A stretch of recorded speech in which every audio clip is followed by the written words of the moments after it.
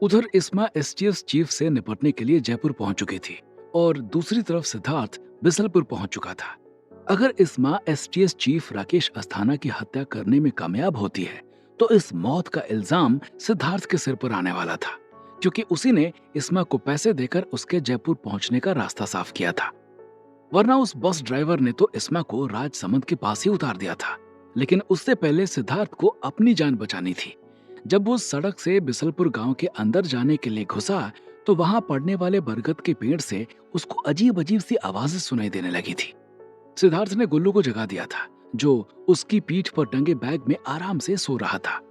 इससे पहले कि गुल्लू सिद्धार्थ से कुछ सवाल करता कि उसके पहले ही वहां पर उसे 4 लोग आते हुए दिखाई पड़े और उन लोगों को देखकर सिद्धार्थ अपनी जगह पर खड़ा हो गया था। कौन हो तुम लोग और मुझसे क्या चाहिए? सिद्धार्थ ने उन्हें हड़काने की कोशिश करते हुए कहा। हम तुम्हारी मौत हैं और हमें तुम्हारी जान चाहिए। उन चारों में से एक ने सिद्धार्थ की ओर देखते हुए कहा, ये सस्ते फिल्मी डायलॉग मारना बंद करो और मेरे रास्ते से हट जाओ, वरना। इससे पहले कि सिद्धार्थ अपनी बात पूरी करता कि उसके सामने खड़े बंदे ने उसके ऊपर गोल शीशे जैसी दिखने वाली कोई चीज फेंक दी थी। वो शीशा आकर सिद्धार्थ के चेहरे के पास और गर्दन के नीचे टकरा गया था और उससे एक तरल पदार्थ निकलकर सिद्धार्थ के चेहरे के नीचे बिखर गया था।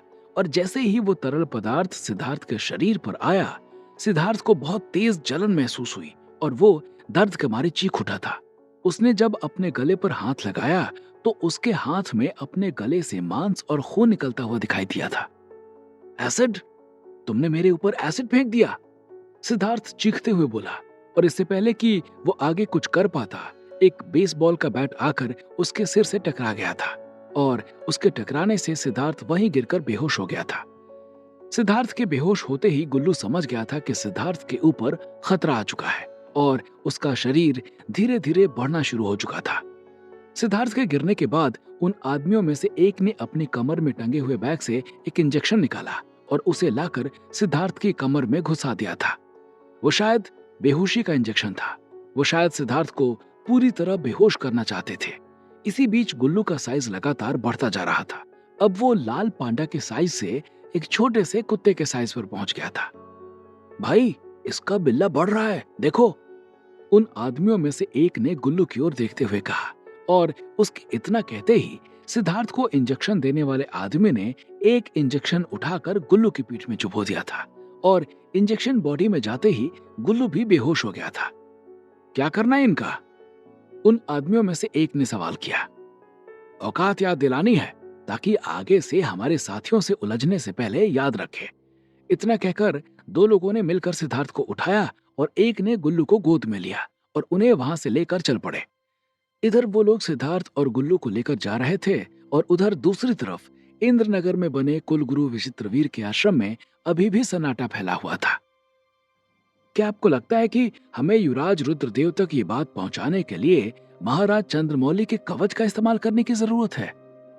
महारानी अवंतिका ने कुलगुरु विचित्रवीर की तरफ देखते हुए कहा। आवश्यक नहीं, अब ये मूलभूत जरूरत बन चुकी है महारानी। आप उनके पार्थिव शरीर से उनका कवच उतारने की अनुमति दीजिए। कुलगुरु विचित्रवीर ने महारानी अवंतिका की तरफ देखते हुए कहा। विदित हो, महाराज चंद्रमौली का पार्थिव शरीर अभी भी मुखाग्नि के लिए रखा हुआ था, क्योंकि महाराज चंद्रमौली को मुखाग्नि वही इंसान दे सकता था जो उस समय राज सिंहासन पर बैठा हो। लेकिन नए राजा के राज्याभिषेक से पहले ही राजमहल पर कालनेमी का हमला हो गया था और फिर पारद के गायब हो जाने के बाद राज्याभिषेक नहीं हो पाया था। इसलिए महाराज चंद्रमौली का पार्थिव शरीर अभी भी मुखाग्नि का इंतजार कर रहा था। लेकिन इस पर सिर्फ मेरा अधिकार नहीं है कुलगुरु। आप भी जानते हैं कि महाराज के पार्थिव शरीर पर पहला अधिकार महारानी विजया का है और महारानी विजया इस समय राज्य में है नहीं, तो बिना उनके मैं कैसे अकेले महाराज चंद्रमौली के पार्थिव। इससे पहले महारानी अवंतिका आगे कुछ और कहती, उन्हें वहां पर एक आवाज सुनाई पड़ी। आप इस समय राज्य की प्रथम राजमाता हो महारानी अवंतिका। आपको महाराज चंद्रमौली के कवच का इस्तेमाल करने के लिए किसी की भी अनुमति की आवश्यकता नहीं है। उस आवाज को आने के बाद जब सब लोगों ने आवाज आने वाली दिशा की तरफ देखा तो पाया कि महारानी विजया सामने से चली आ रही हैं और उनके साथ विदिशा भी थी। विदित हो, विदिशा वही लड़की थी जिसके साथ दुष्कर्म करने के आरोप में महाराज चंद्रमौली के भाई शक्तिमौली को गृह निष्कासन का राजदंड दिया गया था और जो इस समय पृथ्वी पर रणधीर के पास बेहोश पड़े हुए थे, क्योंकि पृथ्वी पर प्रवेश करने से पहले उनके ऊपर एक अस्त्र से हमला कर दिया गया था जब वो अधूता के साथ युद्ध कर रहे थे। महारानी, आप यहाँ अचानक से? आपने तो राज्य त्यागने का निर्णय ले लिया था। महारानी अवंतिका ने महारानी विजया को देखते हुए कहा। उनकी बात सुनकर ऐसा लग रहा था कि महारानी अवंतिका को महारानी विजया का वहां आना अच्छा नहीं लगा था। विदित हो, जब महारानी विजया ने राज्य की रक्षा के हेतु अपने पुत्र को मणि अस्त्र पहनाकर पृथ्वी पर भेजा था, उसके बाद उनका कोई अता पता नहीं था और एक दिन विदिशा के द्वारा भेजे गए पत्र से सबको जानकारी हुई थी कि महारानी विजया देवी ने राज्य छोड़ने का निर्णय ले लिया है। महारानी विजया के राज्य छोड़ने के निर्णय के बाद महारानी अवंतिका को बहुत खुशी महसूस हुई थी, क्योंकि अब उन्हें पूरे इंद्रनगर पर अपना एक छत्र नजर आने लगा था। लेकिन आज महारानी विजया देवी ने अचानक से आकर उनकी उम्मीदों पर घड़ों भर पानी फेर दिया था। मैंने इन्हें संदेश भेजा था, कुलगुरु ने महारानी अवंतिका की तरफ देखते हुए कहा।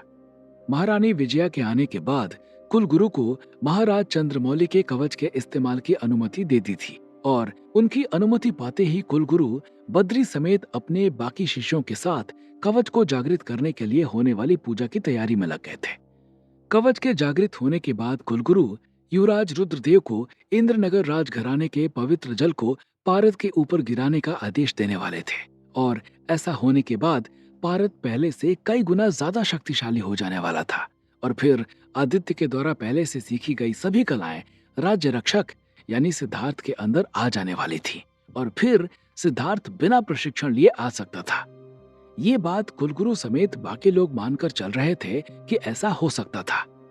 महारानी विजया देवी के भी चेहरे पर एक अलग खुशी दिखाई दे रही थी, क्योंकि उन्हें ऐसा लग रहा था कि अब बस एक दिन के अंदर उनका पुत्र वापस आ जाएगा।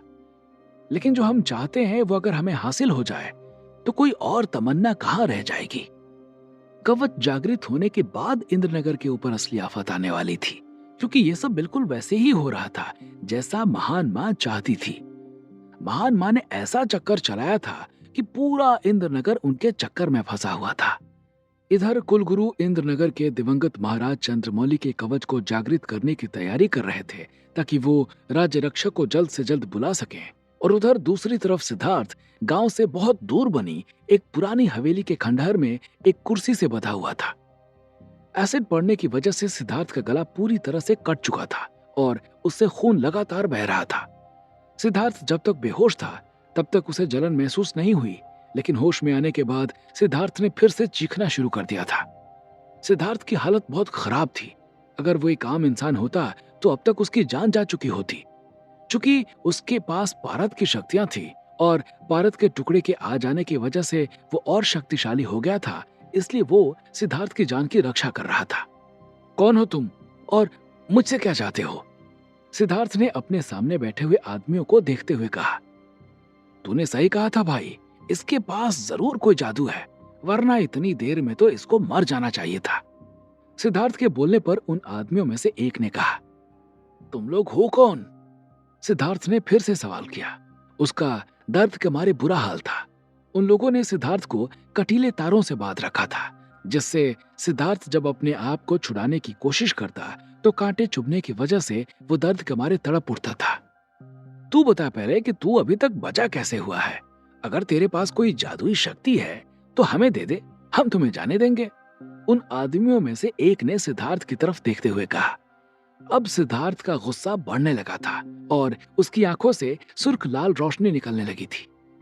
चूंकि अभी उस रोशनी की धारा बहुत महीन थी, इसलिए उन लोगों में से किसी को सिद्धार्थ की आंखों से निकल रही रोशनी दिखाई नहीं पड़ रही थी। मैं आखिरी बार पूछ रहा हूं, तुम लोग हो कौन? चुपचाप बता दो, वरना बहुत पछताओगे। सिद्धार्थ ने दांत पीसते हुए कहा। अरे भाई, जब ये इतना पूछ रहा है तो बता दो ना कि हम हैं कौन। सिद्धार्थ के कानों में एक आवाज सुनाई पड़ी और उस आवाज को सुनकर सिद्धार्थ बुरी तरह से चौंक गया था, क्योंकि उसने ये आवाज पहले भी सुन रखी थी। तुम? सिद्धार्थ बस इतना ही कह पाया था। इधर सिद्धार्थ को उन आदमियों ने न जाने किस कारण से बंदी बनाकर रखा था और उधर दूसरी तरफ इस्मा एसटीएस चीफ राकेश अस्थाना को मारने के लिए पहुंच चुकी थी। एसटीएस चीफ राकेश अस्थाना अभी ऑफिस में ही थे। राकेश अस्थाना ने पेमा की सुरक्षा बढ़ा दी थी, क्योंकि उन्हें लग रहा था कि इस्मा हो ना हो पेमा के ऊपर ही अटैक करेगी, क्योंकि पेमा ने ही इस्मा को पकड़ा था और उसे एसटीएस के हवाले किया था। लेकिन राकेश अस्थाना को इस बात का जरा सा भी अंदाजा नहीं था कि इस्मा पेमा से पहले उनके ऊपर अटैक कर सकती है। इस्मा ऑफिस में पीछे के रास्ते से घुसी और पार्किंग में जाकर छुप गई थी। राकेश अस्थाना अभी ऊपर काम कर रहे थे, तभी उनका फोन बजा। फोन उनकी पत्नी का था। कहाँ हो अस्थाना साहब, आज तो घर पर टाइम से आ जाओ, मेहमान आपका इंतजार कर रहे हैं, या सालगिरह भी ऑफिस में ही है। मिसेज अस्थाना ने राकेश अस्थाना को प्यार भरा उलाहना देते हुए कहा, बस 5 मिनट में पहुंच रहा हूं। राकेश अस्थाना ने जवाब दिया और फोन काटकर अपनी फाइल समेटने लगे थे। उन्होंने फाइल समेटी और अपने 2 बॉडीगार्ड के साथ पार्किंग में खड़ी अपनी गाड़ी की तरफ बढ़ चले थे। पार्किंग में आने के बाद वो अपनी गाड़ी में बैठ गए थे। उनके साथ मौजूद एक बॉडीगार्ड ड्राइविंग सीट पर बैठ गया था और दूसरा बॉडीगार्ड उनके बगल वाली सीट पर बैठ गया था। वो गाड़ी स्टार्ट करके जाने ही वाले थे कि उन्हें इस्मा जमीन पर पड़ी तड़पती दिखाई दी, जो नाटक कर रही थी। उसको तड़पता देखकर राकेश अस्थाना गाड़ी से उतरकर उसके पास पहुंच गए थे और जैसे ही वो उसके पास पहुंचे कि इस्मा अचानक से खड़ी हो गई थी। इस्मा को देखते ही राकेश अस्थाना के चेहरे से हवाइयां उड़ गई थी। तुम यहाँ कैसे? राकेश अस्थाना ने इस्मा से सवाल किया। राकेश अस्थाना को डरा देखकर उनके बॉडीगार्ड इससे पहले कोई हरकत करते कि इस्मा ने बिजली की रफ्तार से उन दोनों का गला तोड़ दिया था और राकेश अस्थाना को बेहोश करके अपने साथ लेकर चली गई थी। राकेश अस्थाना ने जब अपनी आंखें खोली तो पाया कि वो एक कुर्सी से बंधे हुए हैं और उनका फोन उनके सामने खड़े इस्मा के हाथों में है। इस्मा उनके फोन पर कुछ ढूंढ रही है, लेकिन उसे कुछ मिल नहीं रहा है। जब उसे कुछ नहीं मिला तो उसने किसी नंबर पर एक मैसेज भेजा और राकेश अस्थाना की तरफ देखते हुए बोली, अजय प्रताप उर्फ पेमा कहाँ है? और इतना कहने के बाद उसने अपनी जेब से एक कैप्सूल निकालकर खा लिया था। जैसे ही उसने कैप्सूल खाया, उसके शरीर में अजीब से बदलाव आने शुरू हो गए थे और उसे देखकर राकेश अस्थाना के होश उड़ चुके थे। उन्हें अपने सामने इस्मा नहीं बल्कि साक्षात यमदूत नजर आने लगे थे। आखिर क्या हुआ था इस्मा के साथ वो कैप्सूल खाने के बाद? और कौन है वो लोग जिन्होंने किडनैप किया है सिद्धार्थ को?